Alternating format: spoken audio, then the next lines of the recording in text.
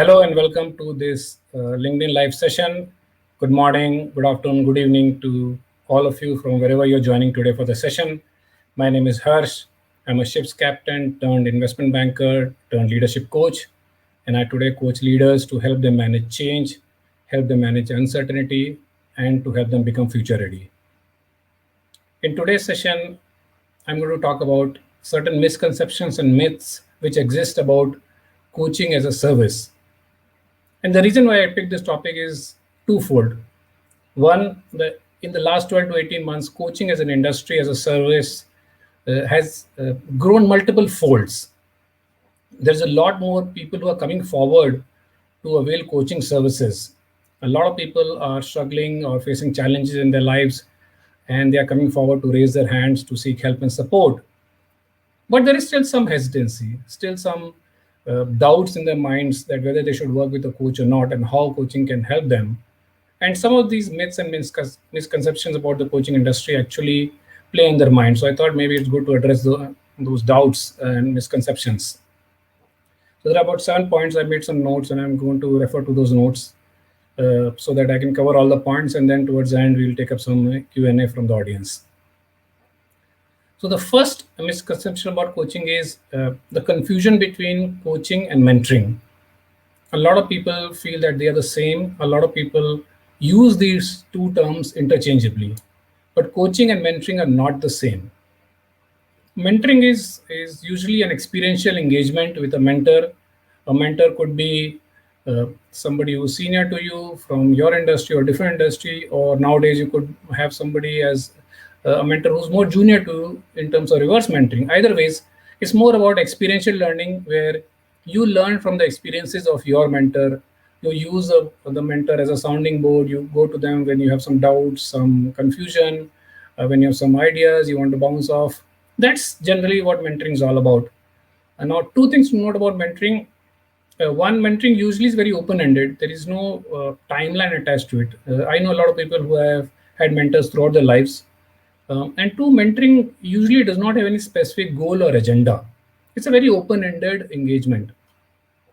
Whereas if you look at coaching, coaching has two components. One is it's a fixed time frame engagement, right? 6 months, 12 months, 9 months, 3 months, whatever the time period is. So it's of a fixed duration. And two, you always agree on certain goals and outcomes which you want to achieve when you want to work with your coach. So that's the key difference between coaching and mentoring. And when you get into coaching engagement, it's there is some involvement of the experience of the coach, but there's a lot of happening around challenging your thinking, about pushing you, getting you out of your comfort zone, questioning you, listening to you, bringing accountability, positive reinforcement. So all this happens during coaching. So that's the difference between coaching and mentoring. Now you could have a mentor, you could have a coach, or you could have a coach and mentor both. But be clear that coaching and mentoring are two different things. And you should go back and reflect that what is that you are seeking? You are seeking a coach or a mentor. So that's the first misconception or confusion I wanted to clear. The second is about coaching is not a remedial process. Now, what do I mean by that? In a lot of organizations, what happens is that you go through your annual appraisal or you go through some leadership assessments. You find out your strengths, you find out your areas of weaknesses, and then your manager will sit with you and tell you that these are the areas where you need to improve. And now we are going to have a coach who will work with you. Now, when you hear this comes from a very negative connotation. You feel that something is missing in me, something is wrong with me, and hence a coach is being brought in to remediate something. So that's the remedial angle of coaching, which is not true. Because if you really look at the origin of coaching, especially in the field of sports, where a lot of coaching is done today, a lot of top athletes, top teams today use a coach. Why do they use a coach? They are always at the top of the game. They're always winning the championships, the gold medals, and the cups, but they still work with a coach. Because there they are looking for performance enhancement. They are looking to stay on the top. They are looking for one or two insights or shifts which can help up their game. So that is what coaching is all about. Coaching is all about your performance enhancement, taking your performance to the next level, creating 100 times impact, playing big, playing bold out there. It's not It's not a remedial intervention. Now there is some aspect of it. Sometimes coaching does work in where there is a remediation needed, but by far and large, coaching is not a remedial process. It's more about your performance enhancement. The third misconception around coaching, and this happens a lot in corporates, is a lot of times you are looking for a coach who belongs to your industry or your function. Now, this is a big misconception because coaching has nothing to do with the industry or function. Because coaching is about you as an individual. You could be from any industry, any function, does not really matter. I am from a shipping background. I am from financial services, but I still have coaching clients in FMCG, in education sector, entrepreneurs, NGOs, power and utilities, all different industries. So coaching has nothing to do with the industry where you belong to. So if you're looking for a coach for yourself or for some of your team members, don't get too hung up in trying to find a coach who belongs to your industry. Because if you're looking for somebody who has industry knowledge, then you're probably looking for a consultant and not a coach. The other thing also is that coaching is all about bringing in different perspective and fresh perspective, and that by and large can happen a lot when you bring somebody from an outside industry. So don't get too hung up on trying to find a coach who belongs to your industry. It does not really matter. Another misconception about coaching is that a lot of people feel that coaching is only meant for senior leaders in the organization. But that is not true, right? Coaching can be relevant to anybody of any age group, from any background, any educational experience, any professional background, because as an individual, you have your own dreams and desires, you have your own fears and frustrations, you have your own challenges, you have your own struggles. So coaching can actually work across the board. So if you are not in that top league, does not really matter. Coaching can still benefit you. Now, the flip side of that is a lot of senior leaders, CXOs and very senior leaders, they don't feel that they need a coach. They feel that they have arrived and everything is working fine for them.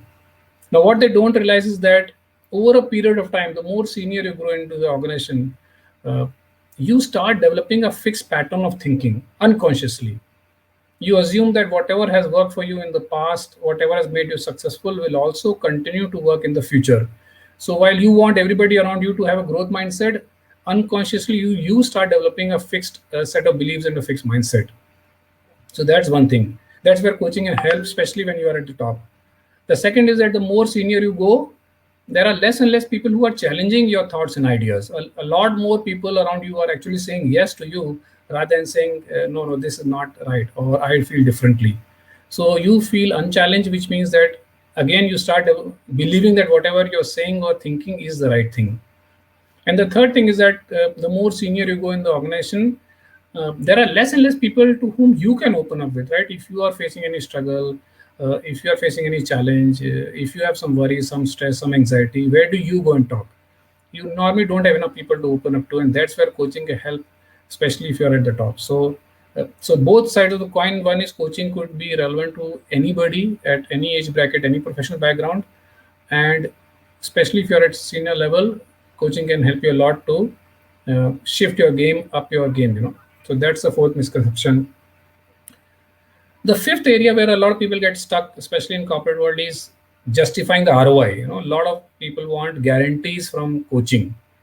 Now that is something which I find it very difficult to actually adjust, because it's like going to a gym, right? If suppose you want to improve your health and you go and enroll in a gym which has the best equipment, the best trainers, but just by enrolling into the gym, will it guarantee you successful results in terms of a good health and body? No, right? You have to go to the gym every day. You have to do the workouts. You have to follow the routine. You have to take all the precautions or dietary measures. Only then you'll see the results, right? So coaching is not about seeking guaranteed results, because what you have to realize is the results do not lie with the coach. Coach does not control the result.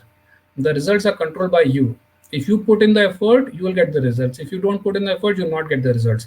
The coach can push you, challenge you, motivate you, challenge your thinking, show you different perspective, help you develop new insights. But ultimately, converting all that into action on the ground is your responsibility. If you don't take any action, nothing will change on the ground. So the results or the outcome of the coaching engagement are controlled by you and not the coach. So when you're looking for a coach, don't expect guarantee of result from a coach. Now, it is important to measure the success of the coaching engagement, right? That's very important. And a successful coaching engagement will mean that the coach shows 100%, the the coachee or you as a coachee show your 100%, and that's where the real transformation happens. Sometimes people also get stuck in the whole concept of return on investment, ROI, right? Because coaching is a significant investment in your personal development, and a lot of people get stuck saying, if I'm investing this, what am I going to get back, right? Now again, go back and think that what are some of the areas where you are today struggling, right? Where you are facing a challenge, how long those areas have been with you in terms of challenges and struggles, and what is the cost you already paid by remaining stuck in that position, right? Or it could be a dream or a vision you want to achieve, and by not working towards that, how is that impacting you? So coaching is not about measuring immediate short-term benefits, because coaching will work a lot in helping you develop new set of behaviors, new mindset, new belief systems, new habits.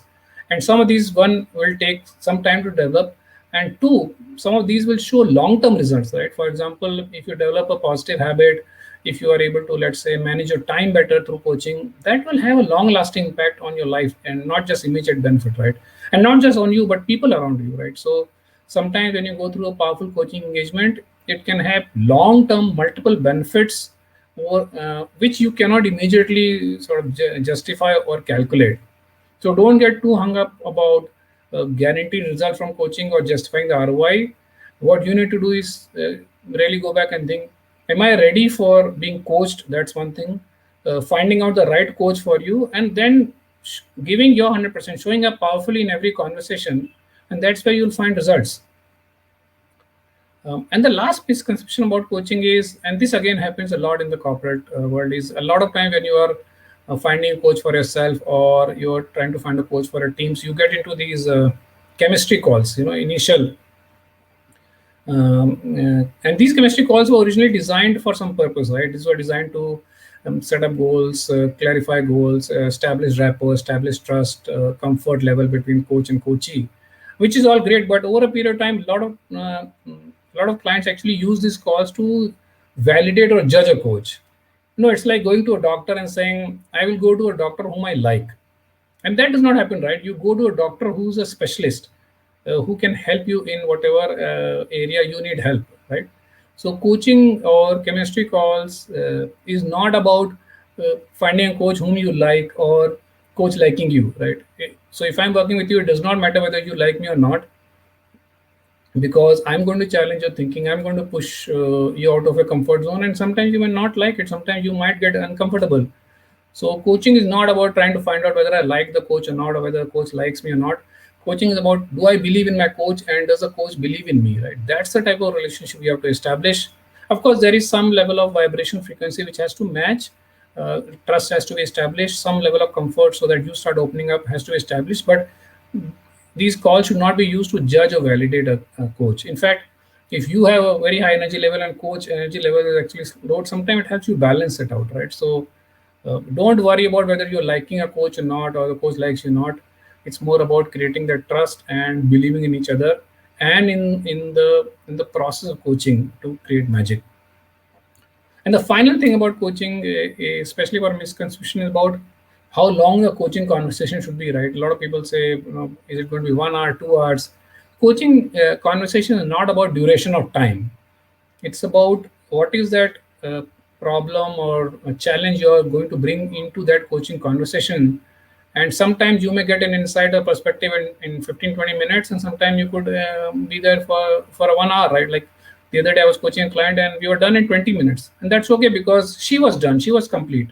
Whatever she was looking for, she got that insight, she got points to reflect, and that was the end of the conversation. So coaching is not about the duration of a conversation. Coaching is about getting that insight or a different perspective which can help you move ahead.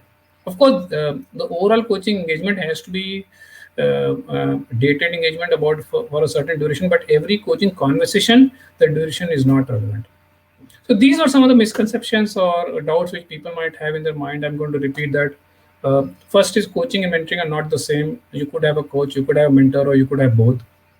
Uh, Coaching is not a remedial process. Coaching is about performance enhancement. So if you are looking to up your game, if you are looking to play big, if you are looking to create 100 times impact than what you're creating today, then coaching might benefit you. Coaching is not about functional or industry. So if you're looking for a coach for yourself or a team, don't necessarily look out for a coach who belongs to your industry. It does not really matter. uh, Coaching is not about only senior leaders or senior managers. Coaching could benefit anybody across the spectrum. And if you are a senior leader, then coaching can actually help you a lot. The coaching is not about how long a conversation has to be. Coaching is about developing insights and perspective. That could take 10 minutes, that could take an hour, that could take 2 hours, does not really matter. Uh, don't get too hung about justifying the ROI of coaching, because a lot of benefits of coaching would be long term. Don't expect guarantee of result from your coach, because the coach does not control the results. It's you as a coach who controls the result. And finally, if you're getting into introductory calls with the coach, don't use those calls for judging or validating the coach. Try to see whether, and don't worry about liking the coach, right? Try to see whether your vibration frequency at some level is matching. Are you able to create trust? The coach is able to create that trusty environment where you can open up, and look for a specialist, right? I don't like you, you don't like me, does not really matter in the coaching relationship. So those were the 7 misconceptions. Now, what should you do really if you are looking for a coach for yourself or for any of your team members? One is judge your readiness as a coach, because your readiness as a coach is very, very important. If you are not ready to be coached, no matter who the coach is, it will not work, right? Find the coach who specializes in that area you are looking to be coached on, and there are coaches who work in niche areas. And I think if you still have any doubt or confusion, ask a coach for a powerful coaching conversation. Get into a coaching conversation to experience what coaching is all about. Because only when you experience it, when you'll know really how powerful that can be and what possibilities it can create. So, the best is really get into a call with the coach and say, look, I am not aware of what coaching is, and I want to have an experience of coaching, and I want to come up with some challenge or problem statement, and then experience coaching, and then decide whether you want to engage in coaching for your personal growth or not. So that's really it from my side. I hope this is useful. I'm going to stop now and see if there are any questions and answers. If you have any questions, doubts, comments, feedback, experiences, you can share in the comments. I'm going to stay on for a minute or so before I log off. Nandini says, yeah, Nandini, thank you so much for your comments. Willie says, yes, a consultant versus coach. Yeah, that's important because a lot of people still get too hung up on finding a coach in the industry. So yeah, consultant versus coach. It's important to understand whom are you looking for. Let me see if there's anything else out there from a user perspective. Cool. I don't see any specific comments or questions at this point of time. But if you do have any question based on today's session, do drop in the comment. I'll try to answer it after the session. And if you want to have a personal discussion, just drop me a DM and we can get on a quick call and see whether coaching can help you or not. Thank you so much for joining today, and stay safe and stay healthy.